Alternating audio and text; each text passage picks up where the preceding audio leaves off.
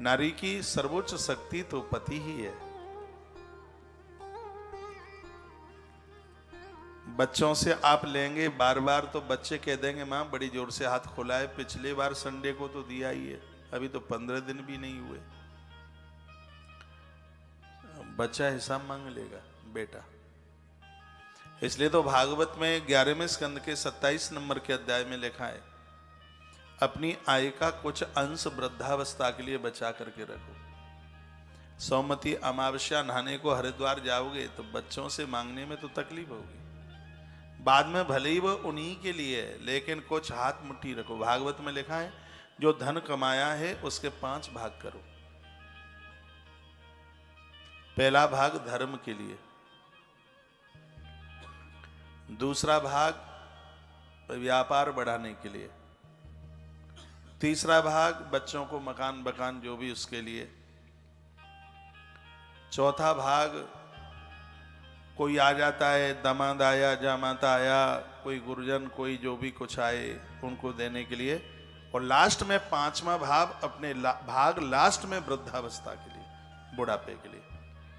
भागवत जी में वर्णन है, क्योंकि आज का समय तो ऐसा है जिसके पास कुछ है तो लोग समझ लेते हैं, और जो खोखले ही हैं जिनके पास कुछ है नहीं तो तन पे नहीं लत्ता चल पड़े कलकत्ता, वही वाली बात है। ये दुनिया बड़ी स्वार्थी है। तो किसी ने कहा था, बताया था कि बेटे से बार बार मांगोगे तो वह हिसाब मांगेगा, लेकिन एक ऐसा पति है जो देने के बाद कभी भी पत्नी से हिसाब नहीं मांगता। वो कभी नहीं पूछता कि तूने काय में खर्चा किया है, इसलिए तो वह पति है। आपके चेहरे पर मुस्कुराहट है क्योंकि आपके पति ऐसे ही हैं, तुम्हें देने के बाद वो कभी हिसाब मांगते नहीं।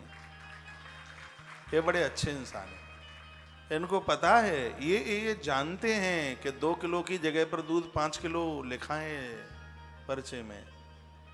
ये उन्हें बिल्कुल मालूम है कि राशन कितने का आया है, हमसे लिया कितना जा रहा है। ये बड़े होशियार हैं, ये कंपनियों को संभाले हैं, तो ये तुम्हें नहीं जानते, इनको सब जानकारी है।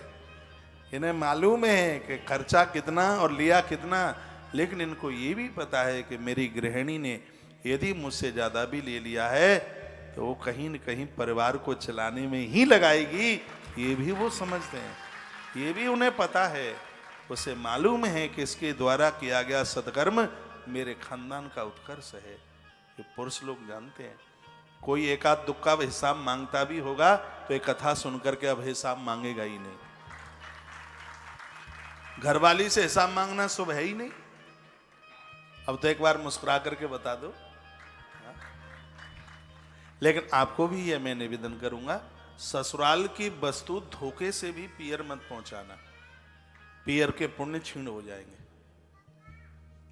ससुराल का कोई ऐसा सामान चुरा करके के राजी से के गैर राजी से, नहीं तो कभी कभी लेन देन सब पियर में होता है माताओं को सब।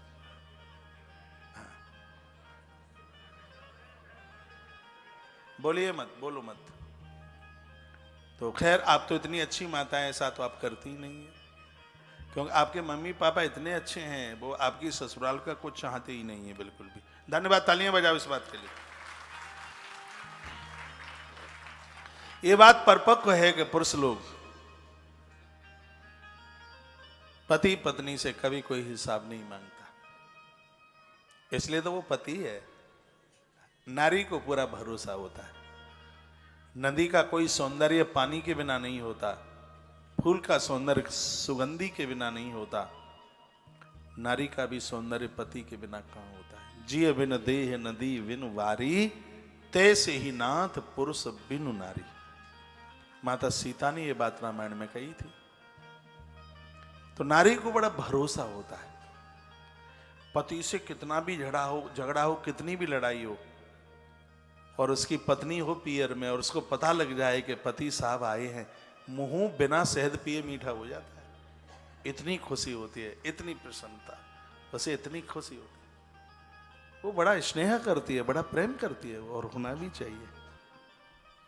और पत्नी का भी संग ऐसा मिलता है, ग्रंथों में वर्णन है, भाई बहुत खास है, भाई की बहुत बड़ी शक्ति है, लेकिन किसी कारणवश भाई